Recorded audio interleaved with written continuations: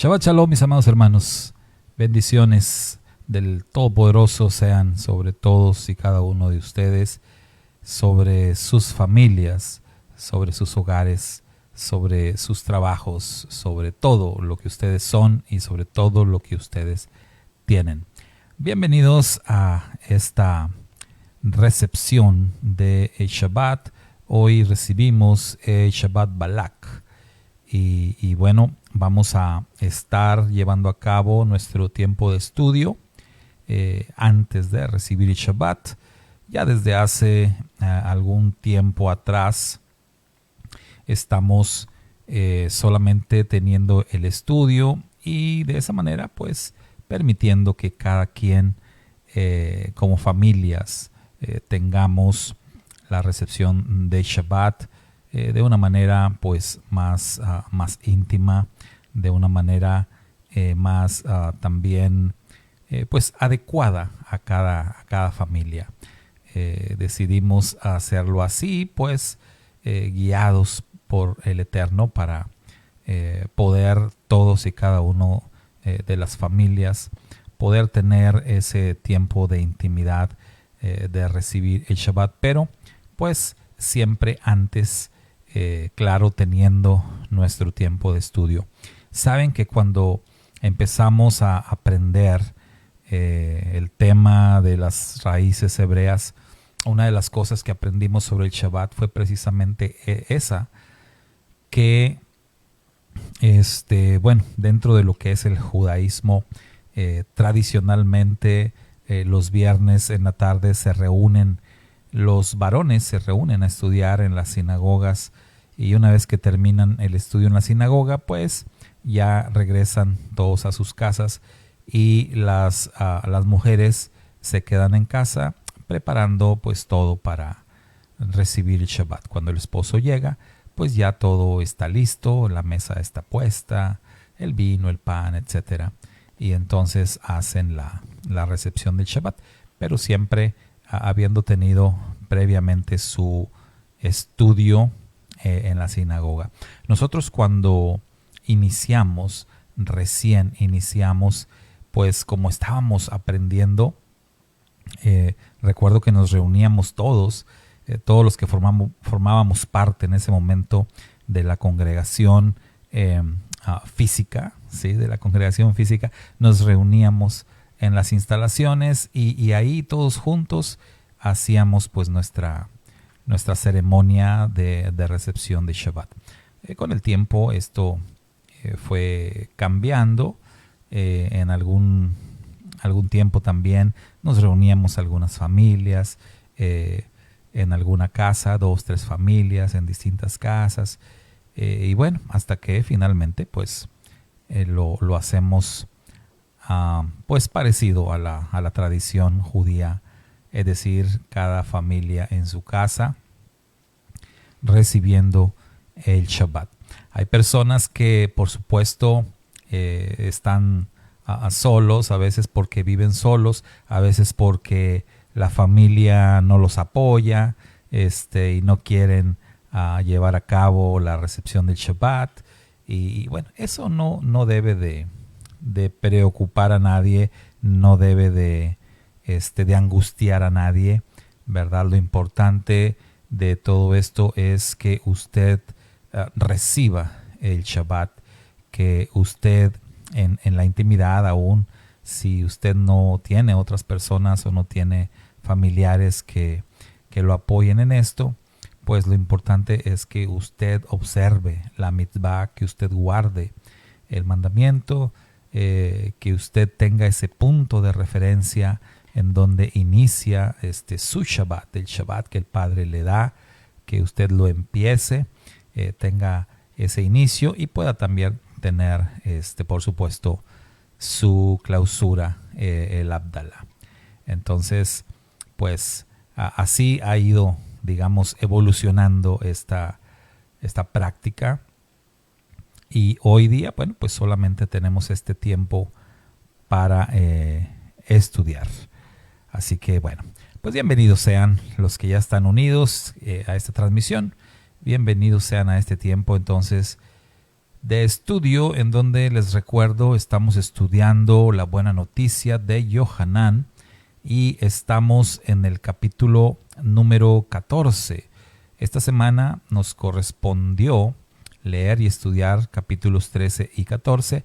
El miércoles pasado estuvimos teniendo nuestro estudio allí en el capítulo 13 de Yohanan. Hoy entonces vamos a ir al capítulo 14 y del capítulo 14 de Yohanan hemos tomado este título, hemos tomado una frase de este capítulo 14 en donde esa frase dice precisamente: muéstranos al Padre. ¿Sí? Uno de los Talmidim, uno de los discípulos de Su Majestad Yeshua, llamado Felipe, en determinado momento le dijo a Su Majestad: muéstranos al Padre. Entonces ese es el título para nuestro tema de hoy: muéstranos al Padre. Realmente, ¿qué estaba pidiendo Felipe? ¿Qué es lo que él esperaba? ¿Qué es lo que él quería al decir muéstranos al Padre?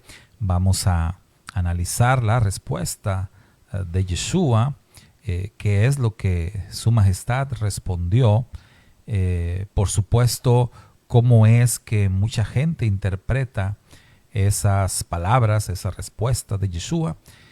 Pero acá lo importante es que siempre toda la escritura la estudiemos dentro de su contexto.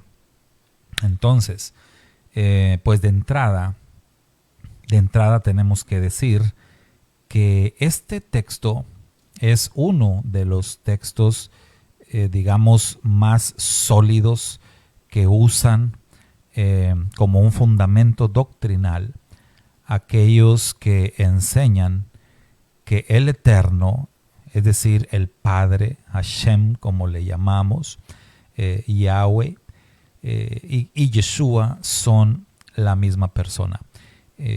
Mucha gente en el mundo tiene esa convicción doctrinal de que el Eterno y Yeshua son el mismo, ¿sí?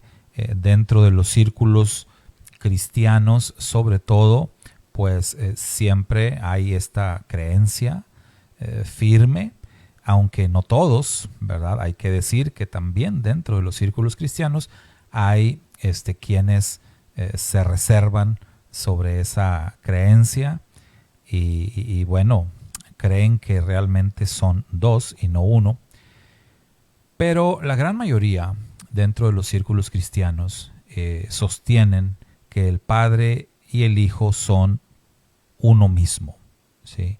Que son uno mismo, que son la misma persona, porque el término Ejad, que habla de unidad, pues es distinto. El término Ejad nos habla de unidad compuesta, es decir, el término Ejad nos habla de cuando dos personas forman una unidad, o tres, o cuatro, o cinco.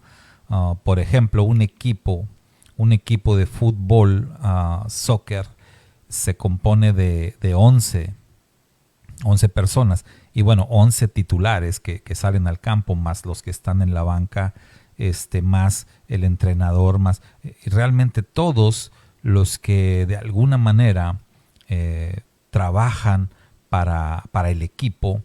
Podemos decir que todos son uno. Entonces son muchas personas las que colaboran, las que trabajan para que un equipo de fútbol funcione, pero finalmente se habla de un equipo, ¿sí? Entonces ahí entra el término Ejad, es una unidad compuesta. Entonces, en ese sentido, Ejad puede estar compuesto por muchas personas. Y el término que se utiliza en las escrituras es precisamente ese, Ejad. ¿Sí? El Padre y yo uno somos, o sea, el Padre y yo somos Ejad, somos una unidad. Cuando se entiende así, pues creo que es bastante claro que, vaya, que la unidad de la que está hablando Yeshua es una unidad compuesta. Sin embargo, pues el texto ha sido utilizado, como ya dijimos, por muchísimos maestros a través de siglos para decir y para sostener que el Padre y que el Hijo son el mismo. Dentro de los círculos mesiánicos, es decir, dentro de los círculos en donde se estudian las Escrituras desde una perspectiva hebrea, también hay grupos importantes que creen y sostienen esto como un fundamento. Es más, quienes sostienen esta creencia doctrinal son muy radicales en su creencia, al punto de que si tú no crees lo mismo, pues prácticamente, digamos, te llaman hereje, ¿verdad? Te llaman como pues un blasfemo, y casi te dan tu boleto para que te vayas al infierno, cosas así, cuando realmente desde una perspectiva doctrinal en las Escrituras esto no es así. Vaya, ninguna parte de las Escrituras vas a encontrar tú que haya algún problema porque tú creas diferente respecto a esta relación que hay entre el Padre y el Hijo. ¿Sí? Pero bueno, hay gente que es muy radical, hay grupos que son muy radicales, y si tú no crees eso, pues bueno, ya no quieren nada contigo, te expulsan, te desconocen, te tachan o te etiquetan como un hereje, en fin. Entonces, se trata de ver con mucho cuidado realmente las palabras del Mashiach. Y estoy hablando de esto, ¿por qué? Porque el texto que estamos analizando, el texto en cuestión el día de hoy, es usado para darle sustancia a esa doctrina que sostiene que el Padre y el Hijo son el mismo. Pero bueno, pues ya dijimos que el término Ejad tiene que ver con unidad compuesta. Pero vamos a ir al texto de Juan, capítulo 14.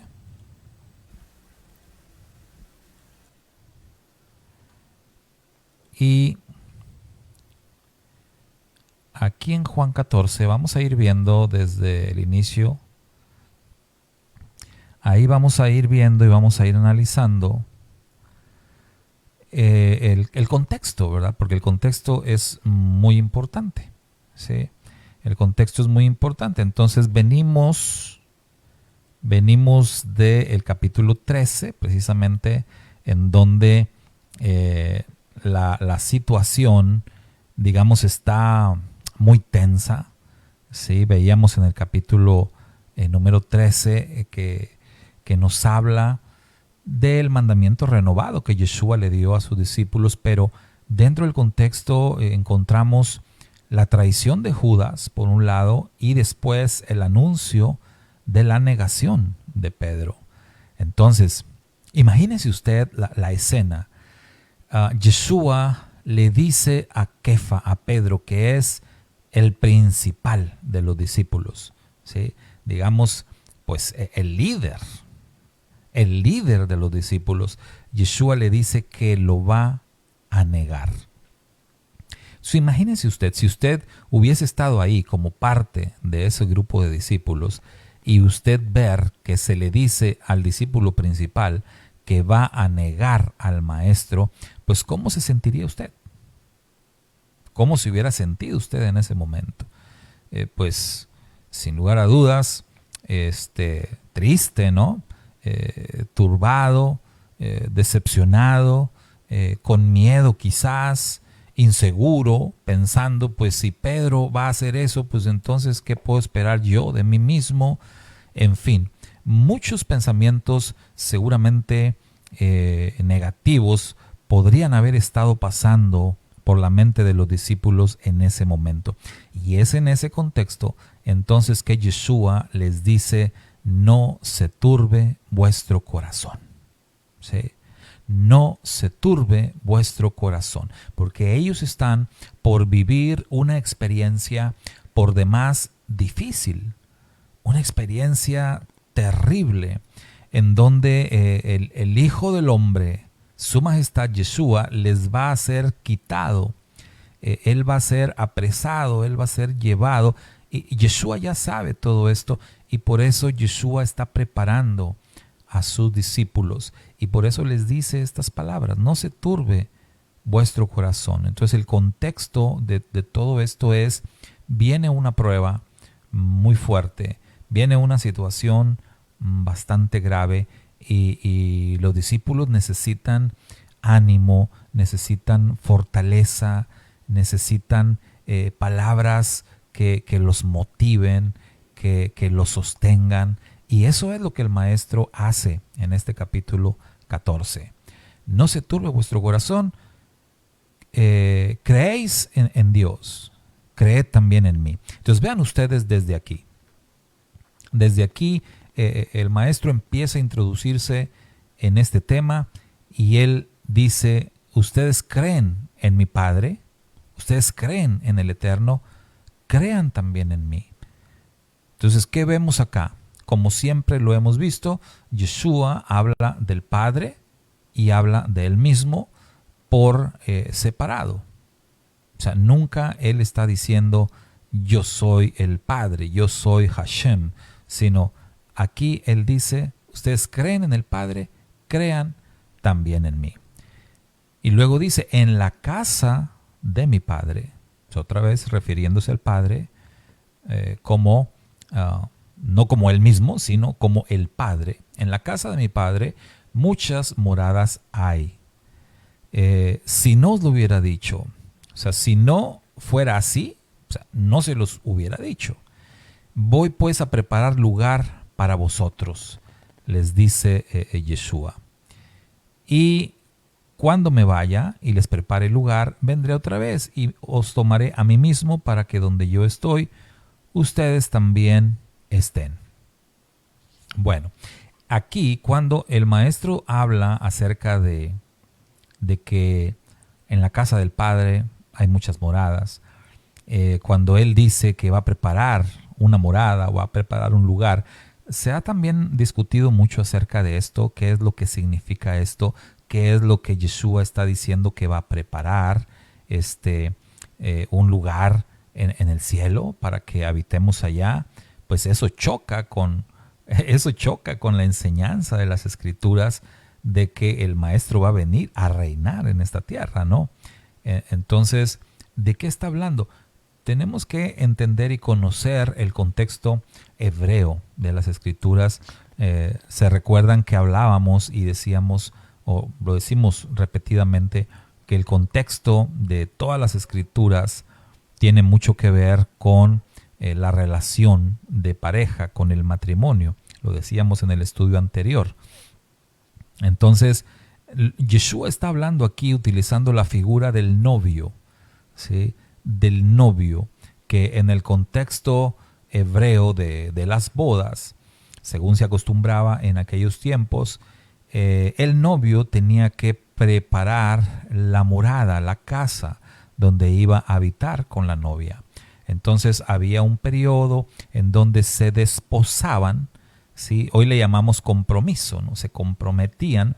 En el contexto hebreo realmente ya estaban casados, desde que había el compromiso ya estaban casados, pero el novio tenía que irse, tenía que preparar el lugar de habitación donde ellos iban a vivir una vez que se consumara el matrimonio. Entonces esto era una tradición, pasaba un tiempo y después, cuando ya la morada, la casa, el lugar donde iba a vivir el matrimonio estaba listo, el novio regresaba.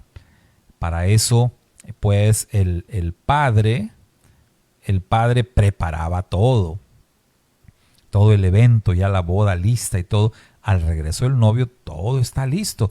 Todo mundo está esperando al novio para celebrar la boda, ¿sí? Entonces, en ese contexto de bodas es que Yeshua está hablando y dice que él pues se tendrá que ir, porque eso formaba parte de la prueba para los discípulos. El hecho de que Yeshua no solamente iba a ser apresado, no solamente iba a ser crucificado, sino que Yeshua iba a ser sepultado, iba a resucitar al tercer día, conforme lo dicen las Escrituras, para después aparecer a sus discípulos y permanecer con ellos por 40 días. Pero después Yeshua se iría, se despediría de ellos para regresar a la casa del Padre, como les está diciendo acá. Y eso iba a ser también un momento de mucha pues tristeza, también de confusión para los discípulos, porque realmente ellos no estaban entendiendo cómo se estaban dando las cosas. Y es que el tema de el Mashiach en el contexto hebreo pues era complicado, era difícil, tanto así que en aquellos días se creía que iba a haber dos Mesías, y que iba a haber el Mesías Ben Yosef, conocido como el Mesías sufriente, bajo la figura de Yosef, el hijo de Jacob, el hijo favorito de Jacob, que es vendido como esclavo, que pasa por muchas penurias y que finalmente termina siendo gobernador de Egipto. Pero esa figura de siervo sufriente pues se le adjudica al Mashiach a través de los profetas. Pero también se habla del Mashiach ben David, del Mashiach rey, del Mashiach triunfante, del Mashiach glorioso. Y entonces en aquellos días y aún en nuestros días se llega a hablar como si son dos Mesías diferentes. Y entonces los discípulos creían realmente en Yeshua como el Mesías, pero no lograban entender cómo se iban a dar las cosas. Es decir, ellos esperaban que Yeshua los liberara del yugo de los romanos. Ellos esperaban que Yeshua encabezara una guerra, una revuelta contra el Imperio Romano y los derrocara y restaurara el reino a Israel, y que Israel volviera a ser el imperio glorioso que fue cuando David era rey. Todo eso ellos esperaban de Yeshua. De manera que cuando los acontecimientos van a suceder, el Mashiach, Yeshua, sabe que estas cosas van a tener a los discípulos un tanto turbados, confundidos, inseguros, pues aún no entendían del todo las cosas. Y para eso es que los está preparando. Ellos no habrían de entender las cosas sino hasta que Yeshua enviara el Ruach HaKodesh, el Espíritu que habría de revelarles y demostrarles todas las cosas. Entonces, ellos acá no han entendido, y por eso Yeshua les está explicando, les está diciendo para que de alguna manera ellos se fortalezcan y puedan pasar por todas estas situaciones que ya estaban encima de ellos. Entonces, el Mashiach les habla en términos simbólicos, en términos del novio, que tiene que dejar a la novia para ir a preparar todo, pero que después regresará. Y después el Mashiach les dice, a donde yo voy, pues ustedes ya conocen el camino. Esto es algo que el Mashiach señala acá. Y entonces, cuando les dice, ¿sabéis el camino? Tomás, uno de los discípulos, le dijo, Señor, no sabemos a dónde vas. O sea, no estamos entendiendo. Tomás confirma lo que les estoy comentando, ¿no? Que los discípulos están confundidos. Señor, no sabemos a dónde vas. ¿Cómo vamos a saber el camino? ¿Cómo? Entonces vea, Tomás piensa que Yeshua está hablando de manera literal. Pero Yeshua no está hablando de manera literal. Insisto, está hablando de manera simbólica. Entonces Yeshua le dice a Tomás, yo soy el camino y la verdad y la vida. Nadie viene al Padre sino por mí. Esta es una de las declaraciones más emblemáticas de Su Majestad Yeshua. Es una declaración contundente. En el contexto hebreo esto implica que Yeshua es el único camino, que Yeshua es la única verdad y que, por lo tanto, Yeshua es la única vida. Deuteronomio, capítulo 5, verso 33, dice, andad en todo el camino que el Eterno, vuestro Elohim, os ha mandado, para que viváis y os vaya bien, y tengáis largos días en la tierra que habéis de poseer. Porque bueno, cuando nosotros vemos la declaración de Yeshua, lo que él está diciendo de sí mismo, él dice, yo soy el camino, yo soy la verdad, yo soy la vida. Entonces necesitamos entender qué significan esos términos, qué significa que Yeshua dice, yo soy el camino, qué significa que Yeshua es la verdad, qué significa que Yeshua es la vida. Y pues qué mejor que las escrituras interpreten a las escrituras. El contexto de la palabra camino al que se refiere Su Majestad Yeshua es una referencia a lo que para el pueblo hebreo significaba la frase andar en el camino. Esto era algo muy, digamos, muy significativo, muy familiar, algo que los judíos pues oían andar en el camino y ellos sabían de qué se trataba, de qué estaba hablando, ¿sí? El texto que citamos ahorita de Deuteronomio es la conclusión del capítulo que se refiere a todos los mandamientos que le fueron entregados a Moisés. De modo que es claro que cuando se habla de andar en el camino, pues está hablando de andar dentro de la Torá del Eterno. Entonces lo que Yeshua está diciendo es que si él dice yo soy el camino, pues él está diciendo entonces que él es quien es nuestro ejemplo como estilo de vida. O sea, Yeshua nos vino a mostrar cómo se vive la palabra del Eterno, ¿sí? Yeshua caminó en la Torá del Eterno. Nosotros sabemos que Él es la Torá viviente, pero aquí lo está afirmando. Él dice, yo soy el camino. Andar en el camino es seguir las pisadas de Yeshua. Como dice la Escritura, Él nos ha dejado huellas para que sigamos sus pisadas. Entonces nosotros tenemos que ir detrás de Yeshua, y caminar detrás de Yeshua es lo mismo que caminar en los mandamientos del Eterno, como se va a confirmar en este mismo capítulo. Y bueno, recordemos que los seguidores de Yeshua, según el testimonio del libro de los Hechos, fueron conocidos como los del camino, ¿sí? La secta de los del camino. Yeshua también dice, soy la verdad. El Salmo 119, en el verso 30 dice, escogí el camino de la verdad, he puesto tus juicios delante de mí. La perspectiva hebrea de la verdad entonces son los juicios del Eterno, es decir, sus mandamientos. Verso 43 en el mismo Salmo 119, no quites de mi boca en ningún tiempo la palabra de verdad, porque en tus juicios espero.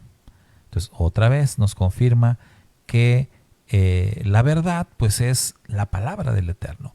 Y la verdad tiene que ver con los juicios del Eterno, tiene que ver con los mandamientos del Eterno.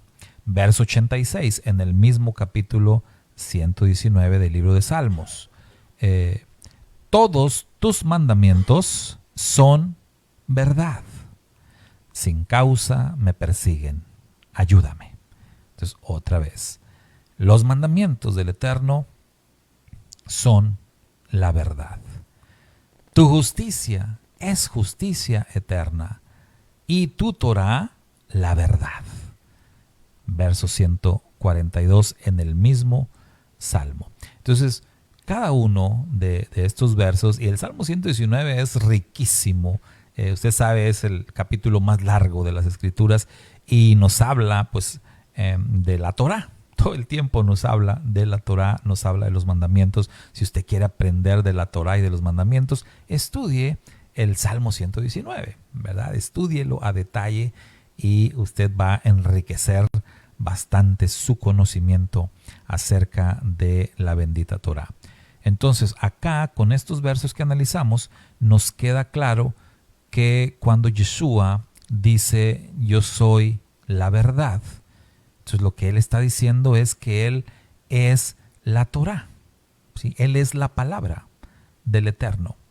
También en este mismo libro de Juan, en el capítulo 17, verso 17, en la oración maravillosa que Yeshua hace por sus discípulos, Yeshua dijo, santifícalos en tu verdad, tu palabra es verdad. Entonces Yeshua está orando al Eterno, está orando al Padre, pidiéndole que aparte, que santifique a los discípulos. ¿Cómo? ¿Con qué? Con su palabra. Porque su palabra es la verdad. Entonces, vemos en estos dos títulos que Yeshua dice de sí mismo. Yo soy el camino. ¿Qué está diciendo? Yo soy la palabra. Yo soy los mandamientos. Yo soy los juicios. Yo soy la verdad. ¿Qué está diciendo? Lo mismo. O sea, está reafirmando el mismo concepto, el mismo pensamiento. Yo soy la verdad, yo soy los mandamientos, yo soy la instrucción, yo soy los juicios del Eterno. Yo soy. Luego dijo, yo soy la vida. Deuteronomio 30:19 dice, a los cielos y a la tierra llamo por testigos hoy contra vosotros que os he puesto delante, ¿qué cosa? La vida y la muerte, la bendición y la maldición. Escoge pues la vida para que vivas tú y tu descendencia. En ese verso de Deuteronomio podemos ver que la vida desde el concepto hebreo tiene que ver con atender la voz del Eterno, escuchar la voz del Eterno, seguir las instrucciones del Eterno. Entonces, la vida, desde la perspectiva hebrea, la conceptualizamos como la Torah, como los mandamientos del Eterno. Cuando Yeshua dice, yo soy el camino, yo soy la verdad, yo soy la vida, Yeshua está diciendo la misma cosa, que Él es la Torah viviente, que Él es la palabra del Eterno. ¿Recuerda usted cómo empieza este Evangelio de Juan? Cuando empezamos en el estudio de esta buena noticia, capítulo 1, verso 1, nos habla de Yeshua como la palabra del Eterno. ¿Sí? En el principio era la palabra, y la palabra estaba con Dios, y la palabra era Dios. Ya hablamos en su momento de ese texto y lo explicamos. Entonces, Yeshua está confirmando el mismo pensamiento con esta triple declaración. Él está diciendo, yo soy la Torah viviente, yo soy la palabra del Eterno. Entonces, hasta aquí nosotros podemos ver que el maestro pues no está diciendo que él sea el Eterno, sino él está diciendo, yo soy la palabra del Eterno. Ahora, después aparece Felipe en la escena, cuando su majestad dijo, si me conocieran, también conocerían a mi Padre. Y desde ahora le conocen y le han visto. Felipe le dijo, Señor, muéstranos al Padre y nos basta. Aquí está la petición que le da título a nuestro tema de hoy. Muéstranos al Padre y nos basta. Aquí tenemos que detenernos un momento y analizar y preguntarnos qué es lo que realmente Felipe está pidiendo. ¿Qué es lo que realmente Felipe necesitaba? Piénselo por un momento. ¿Acaso Felipe quería ver a Dios? Es decir, ¿quería ver al Padre? Cuando uno entiende el contexto hebreo de las Sagradas Escrituras, uno puede entender que ese no era eso no era lo que está pidiendo Felipe, porque pues nadie puede ver al Eterno. Ellos ya habían escuchado la declaración del mismo Yeshua diciendo al Padre, nadie le ha visto jamás. ¿Sí? Nadie ha visto jamás al Padre. Y esta creencia pues perduró por siglos y siglos dentro del pueblo de Israel. O sea, ellos para nada pensaban que podían ver al Padre. Entonces no es lo que Felipe está pidiendo. Él no está diciendo que quiere ver al Padre, que quiere ver al Eterno. ¿Qué es entonces lo que Felipe estaba pidiendo? De acuerdo al contexto hebreo, lo que Felipe está pidiendo es como escuchar al Padre, escuchar la voz del Eterno. Entonces, ahí es en donde tenemos que entender la respuesta del Mashiach Yeshua. El que me ha visto a mí, ha visto al Padre. ¿Cómo pues dices tú, muéstranos al Padre? ¿No crees que yo soy en el Padre y el Padre en mí? Las palabras que yo os hablo, no las hablo por mi propia cuenta, sino que el Padre que mora en mí, Él hace las obras. Entonces vea usted cómo esto parece un juego de palabras, pero es que en el contexto hebreo hay un texto, hay una porción en donde nos habla, en el libro de Shemot, en el libro del Éxodo, se nos dice que el pueblo de Israel, allá en la montaña del Sinaí, en el capítulo 19, capítulo 20 del libro del Éxodo, se nos dice que el pueblo de Israel, ellos, dice el texto hebreo, vieron las voces. Vieron las voces. Así dice tal cual en el texto hebreo.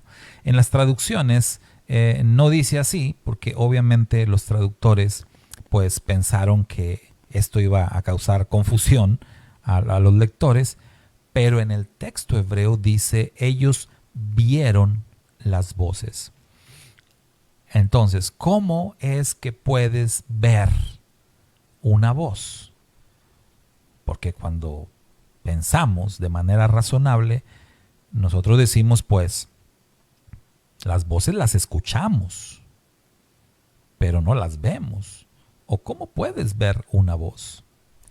Pero en el contexto de lo que están platicando el discípulo Felipe y su majestad Yeshua, podemos darnos cuenta que están hablando de ver y de oír como si fuera lo mismo. Ver y oír es la misma cosa. Pues Felipe dice, muéstranos al Padre. Nosotros pensamos que lo quiere ver, pero no. Yo les estoy explicando, en el contexto hebreo, él quiere oír al Padre. Y lo confirma el Mashiach cuando dice, pues ¿qué? ¿No crees que las palabras que yo hablo en realidad son palabras de mi Padre? Al escucharme a mí, estás escuchando al Padre. ¿Cómo es que me dices ahora que te muestre al Padre?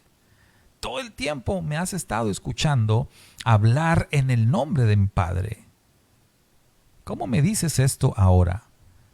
Entonces, aquí vamos entendiendo que en el contexto no se está hablando en ningún momento de una afirmación de que Yeshua sea el Padre, sino que en todo momento se mantiene esta, como diríamos, pues separación en cuanto a personalidad, de que el Padre es una persona y el Hijo es otra persona.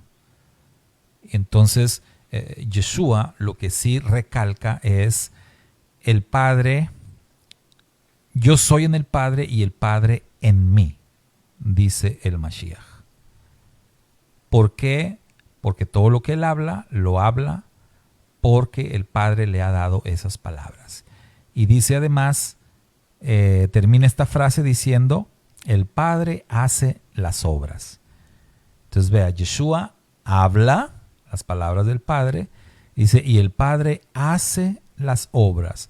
Lo que ellos sí veían, porque el Mashiach respaldaba sus palabras con hechos, algo que nosotros también debemos hacer, ¿verdad? Respaldar nuestras palabras siempre con hechos. En el verso 11, Yeshua vuelve a decir, creedme que yo soy en el Padre y el Padre en mí. O si no me quieres creer, porque te lo digo, pues créeme por las mismas obras. Por las obras. Entonces ya en otra ocasión Yeshua había dicho que las obras daban testimonio de que el Padre lo había enviado. El Padre da testimonio de Yeshua a través de las obras. Nadie hizo las obras maravillosas y los milagros tan asombrosos que hizo el Mashiach. En su momento, Moisés mismo, Moisés cuando fue enviado por el Padre, por eso Moisés es una figura de Yeshua, es una figura del Mashiach, porque en su momento Moisés fue enviado por el Padre a Egipto para liberar a su pueblo. Y recordemos que Moisés recibió poder de parte del Padre para llevar a cabo señales, para llevar a cabo obras que pudieran confirmar que Moisés realmente era el enviado del Padre. Con el Mashiach Yeshua también ocurre lo mismo. Por supuesto que la posición de Yeshua es mucho más elevada que la de Moisés. En su momento, Moisés dijo, el Eterno levantará un profeta como yo, pero ese será mucho más grande. Es el Mashiach, es Yeshua. Entonces Yeshua necesitaba que las palabras que él hablaba tenían que ser respaldadas por obras. Y en ese sentido, insisto, nadie jamás hizo las obras tan prodigiosas que llevó a cabo su majestad Yeshua, tanto que Juan dice, si tuviera que escribirse todo lo que hizo el Mashiach, pues el mundo no alcanza para tantos libros que se tendrían que escribir. Por eso el Mashiach dijo, pues créanme que yo soy en el Padre y que el Padre está en mí por las obras que he hecho. Insisto, para que las personas crean en nosotros, bueno, no en nosotros, más bien para que las personas crean que nosotros estamos en el Padre y el Padre está en nosotros también tenemos que llevar a cabo obras que respalden nuestras palabras. Y bueno, esto que estoy diciendo va encauzado hasta el final de este capítulo, en donde el propósito final de todo lo que el Mashiach está diciendo va a llevar a los discípulos al conocimiento de que así como el Padre está en el Hijo y el Hijo está en el Padre, en su momento el Padre y el Hijo estarán en cada uno de los discípulos. Y cuando entendemos eso, y lo entendemos y lo creemos, no por eso decimos que yo soy el Padre, o que yo soy el Hijo. Yo creo con firme convicción, creo firmemente, creo con perfecta fe que el Padre y el Hijo habitan en mí, que ellos están en mí y yo estoy en ellos. Lo creo. Pero no por eso yo voy a decir yo soy Yeshua, o menos voy a decir yo soy Hashem. Claro que no. Una cosa no tiene que ver con la otra. Entonces, cuando lo vemos así, podemos entender también que Yeshua, cuando dice el Padre está en mí y yo estoy en el Padre y el Padre y yo somos Ejad, somos uno, no está diciendo que es la misma persona. Está hablando de unidad otra vez. Y cuando nosotros entramos en esa ecuación también, pues podemos entenderlo mejor. Porque de ninguna manera ni usted ni yo nos atreveríamos a decir que por el hecho de estar, que el Padre esté en nosotros y el Hijo esté en nosotros y nosotros estemos en ellos, eso no nos da autoridad para decir que somos la misma persona. ¿Verdad que no? Entonces eso nos ayuda bastante a entender el concepto del que está hablando Yohanan. De cierto os digo, el que cree en mí, dijo Yeshua, las obras que yo hago, él las hará también.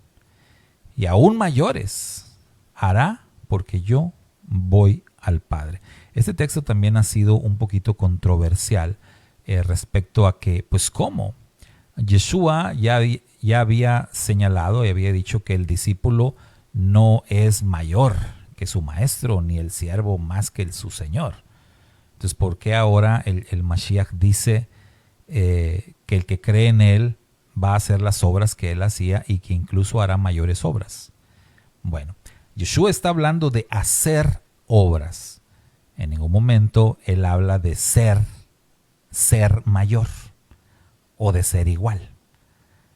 O sea, aunque el Rab Shaul señala en una de sus cartas y dice que tenemos la mente del Mashiach, él dice tenemos la mente del Mashiach, pero no por eso quiere decir que somos iguales al Mashiach o que somos el Mashiach. Claro que no. Entonces Yeshua dice que haremos las obras que él hizo, sí, y aún mayores. Le doy un ejemplo muy rápido y muy sencillo. El ministerio que llevó a cabo Yeshua en su momento fue un ministerio bastante limitado. Yeshua se limitó, él mismo, ¿verdad? Se limitó a proclamar la palabra, a proclamar el reino en la región de Judea y en la región de Galilea. Y no salió de ahí. Yeshua se mantuvo durante todo el tiempo que duró su ministerio. Él se mantuvo proclamando la buena noticia del reino del Eterno en esa región. Judea y Galilea. Galilea y Judea. Y de allí no salió Yeshua. En ese sentido, el Rab Shaul, conocido como Pablo, él fue mucho más lejos. Entonces, Shaul llegó hasta España, imagínense. Hasta España, hasta Portugal.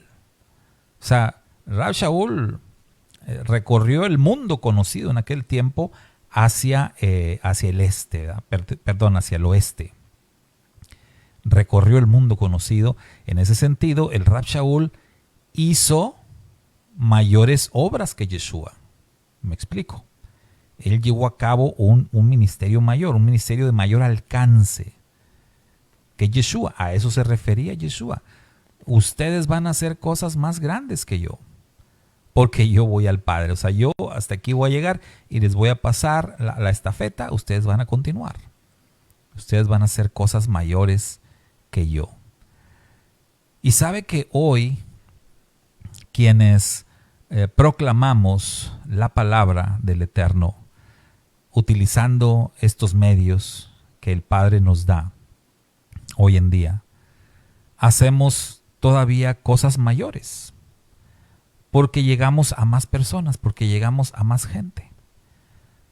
Podemos recorrer mucho más territorio desde aquí, desde donde estamos, ¿no? Desde las trincheras, utilizando la tecnología, llegamos a muchísimos lugares y a muchas personas. A eso se refería Yeshua. Cosas mayores harán, ¿sí? Pero no está diciendo en ningún momento que no habla de ser mayor, porque Yeshua ya había enseñado que si tú quieres ser mayor, ¿qué tienes que hacer? Pues ser el siervo de todos, así de sencillo, ¿no? Tú quieres reconocimiento, quieres que todos digan que tú eres el mayor, el de más jerarquía, ponte a servir a todos. Y así vas a alcanzar lo que quieres en algún momento. Y dijo Yeshua, y todo lo que pidan al Padre en mi nombre, lo haré, para que el Padre sea glorificado en el Hijo. Si algo piden en mi nombre, yo lo haré. Este es otro texto también muy mal entendido, ya que muchas personas creen que lo único que tienen que hacer es solamente pedir. O sea, es decir, solo hacer una oración en el nombre de Yeshua y ya, todo se va a resolver. Pero, ¿es eso lo que Yeshua está diciendo? No, por supuesto que no. En el contexto hebreo, mis hermanos, hablar del nombre de una persona es hablar de sus cualidades, es hablar de sus virtudes, es hablar de sus características. En el pueblo hebreo, para ponerle nombre a un niño, pues esto tenía que ver con cuestiones proféticas, tenía que ver con misión de vida, con lo que aquel niño iba a hacer, de modo que el nombre tenía un significado. Nosotros sabemos que Abraham, por ejemplo, el patriarca Abraham, significa pues padre enaltecido o padre de un pueblo. Pero luego el Eterno le cambia el nombre por Abraham, que quiere decir padre de una multitud de naciones. O sea, Abraham cambia de ser padre de un pueblo para ser un padre de multitud de naciones, como Abraham. Entonces el nombre ahí tiene un significado. El patriarca Jacob, por otro lado, su nombre significa el que suplanta, ¿no? Un suplantador.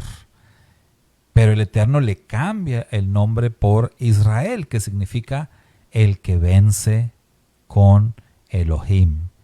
Y entonces así los nombres tienen que ver con función, tienen que ver con carácter, tienen que ver con atributos, tienen que ver con la misión de una persona. Y en ese sentido, el nombre de su majestad, de nuestro Mashiach, es Yeshua, que significa salvación. ¿Por qué? Dijo el ángel, porque él salvará a su pueblo de sus pecados. Entonces, el nombre del Mashiach tiene que ver con su misión, tiene que ver con su ministerio. Podemos tomar ejemplos también de ángeles como Gabriel, que significa fuerza, Miguel, que significa quién como él, quién como Elohim, viene del término Mikamoja, ¿sí? Aquel canto que entonó el pueblo de Israel diciendo quién es como tú, en referencia al Eterno, quién como Elohim. Eso significa el nombre del arcángel Miguel. Entonces, cuando Yeshua dice todo lo que pidan en mi nombre, ¿qué implica esto? Esto implica que si nosotros vamos a pedir algo en el nombre de Yeshua, por los méritos de Yeshua, por la autoridad o bajo la autoridad del Mashiach Yeshua, es necesario, fíjese bien, que nuestra vida esté llena de esos atributos, de esas características, de esa misión de su majestad Yeshua. En otras palabras, tenemos que nosotros estar viviendo como Él vivió. Tenemos que nosotros estar caminando en Yeshua, en el camino. Tenemos que nosotros andar como Él anduvo para poder decir una plegaria en su nombre, por sus méritos. Tenemos que pensar como Él. A eso se refería el Rab Shaul. Tenemos la mente del Mashiach. Entonces tenemos que pensar como Él. Tenemos que tener las prioridades que Él tuvo. Tenemos que seguir el ejemplo de Él. Solamente así, entonces, esto que Él está diciendo se va a cumplir. No crea usted que es tan simple como, pues nada más hago la oración en el nombre de Yeshua y ya está listo. No, hermano, esto no es el genio de la lámpara. Este es el Dios de Israel. Este es Yeshua, el Mesías de Israel, de lo que estamos hablando. Esto es la palabra del Eterno. Esto es algo muy serio. Entonces, Yeshua dice, todo lo que pidan en mi nombre, porque note usted, si esto fuera tan simple como muchos lo entienden, entonces, ¿por qué tantas oraciones que se hacen no tienen respuesta? Si Él dijo, todo lo que pidas en mi nombre, todo lo vas a recibir. Si esto fuera así de sencillo, ¿no cree usted que hubiera bastantes respuestas a las oraciones? Pero no es así. Cuando lo entendemos de manera correcta, entonces podemos entender por qué no hay tantas respuestas. Porque no hay muchas personas caminando en el camino correcto. Esto lo explica todavía de mejor manera el mismo Yohanan en la primera de sus cartas, cuando dice, si andamos en luz, así como Él también es luz, si andamos en luz, entonces, bajo esa condición, todos nuestros pecados pueden ser limpiados y pueden ser perdonados. Pero la condición es andar en luz. Esto es exactamente lo mismo que Yeshua está diciendo cuando dice que pidamos en su nombre, bajo su autoridad, bajo sus méritos. No es solamente usar su nombre. Eso sería tanto como decimos en nuestra cultura aquí en México, saludar con sombrero ajeno. Y no. O sea, Yeshua quiere realmente que hagamos lo que Él hizo, que sigamos su ejemplo. ¿Quiere estar bien convencido? Vea lo que dice enseguida. Si me aman, ¿qué dijo? Guarden mis mandamientos. Entonces vea usted, por eso todo tiene que ser visto en su contexto. Si tomamos nada más lo de todo lo que pidan en mi nombre y ya nos quedamos con eso, no, sigue leyendo el contexto, y el contexto te dice que si amas a Yeshua debes de guardar sus mandamientos. Pedir en su nombre entonces está conectado con guardar sus mandamientos. Dicen los judíos que la Torá contiene 613 mandamientos.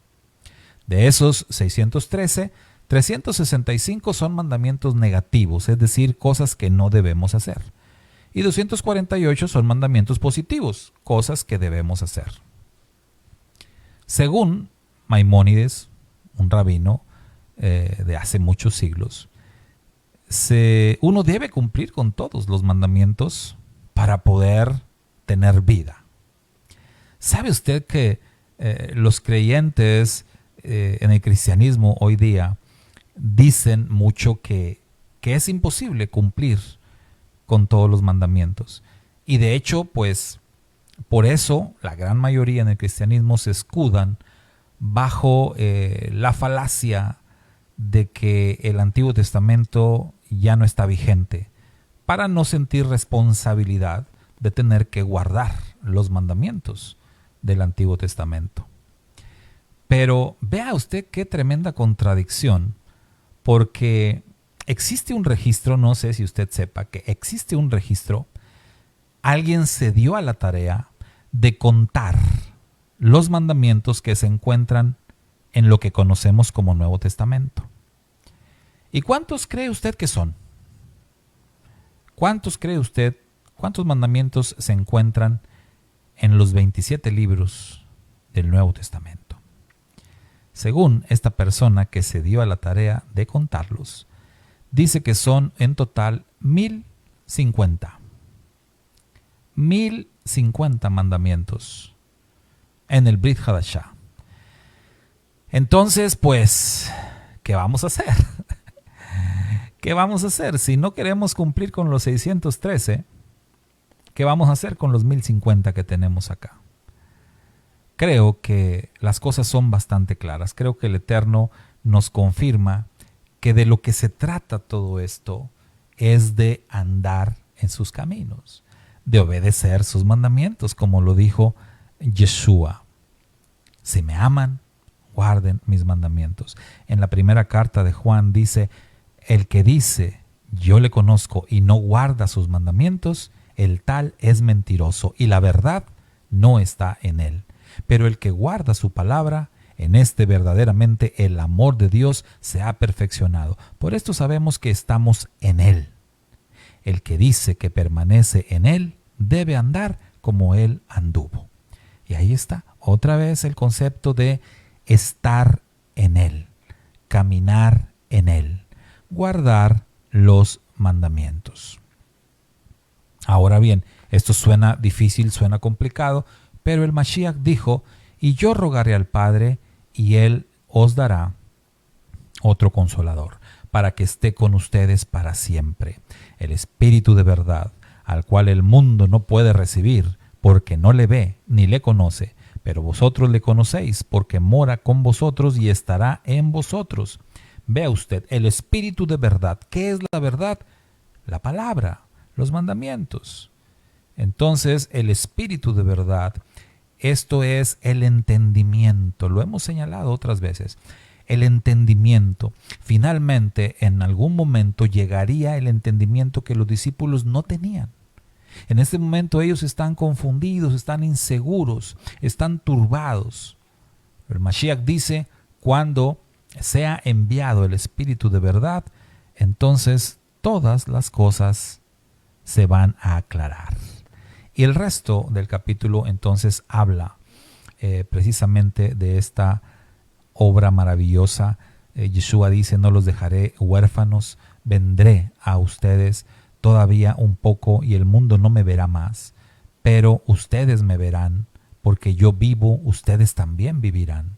En aquel día ustedes conocerán que yo estoy en mi Padre, y ustedes en mí, y yo en ustedes.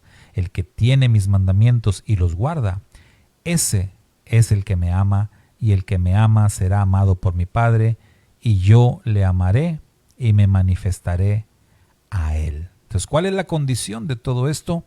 Guardar los mandamientos, andar en obediencia. De Yeshua se dice que él fue obediente hasta la muerte, y muerte de cruz, añade la Escritura. Judas, no el Iscariote, señala la Escritura, dijo, Señor, ¿cómo es que te manifestarás a nosotros y no al mundo? Respondió Yeshua y le dijo, el que me ama mi palabra guardará, y mi Padre le amará, y vendremos a él y haremos morada con él. No con el mundo, sino con quién. Otra vez la condición, con aquel que guarda los mandamientos. Esa es la condición que Yeshua está poniendo. Y luego él añade, el que no me ama, no guarda mis palabras. Y la palabra que habéis oído no es mía. Otra vez, ¿verdad? Dice, sino del Padre que me envió. Les he dicho estas cosas estando con ustedes, pero el Consolador, el Espíritu Santo, a quien el Padre enviará en mi nombre, otra vez la frase, en mi nombre, Él les enseñará todas las cosas y les recordará todo lo que les he dicho. La paz les dejo, mi paz les doy. Yo no la doy como el mundo la da. No se turbe vuestro corazón ni tenga miedo. Así como empezó este capítulo al principio, retoma el Mashiach diciendo, no se turbe vuestro corazón. Ustedes han oído que les he dicho, voy y vengo a ustedes. Si me amarais, os habríais regocijado porque he dicho que voy al Padre, porque el Padre mayor es que yo. Entonces vean ustedes, en el contexto que él dijo, el Padre y yo uno somos, en el mismo contexto él dice, el Padre es mayor que yo. Y ahora os lo he dicho antes que suceda, para que cuando suceda, creáis. No hablaré ya mucho con ustedes porque viene el príncipe de este mundo y él nada tiene en mí. Y bueno, este es el contexto de la frase muéstranos al Padre. ¿Mostró Yeshua al Padre como se lo pidió Felipe? Sí lo mostró, claro que lo mostró, porque el Mashiach les explicó a los discípulos cómo uno puede experimentar al Padre, cómo uno puede escuchar al Padre, cómo uno puede ver al Padre.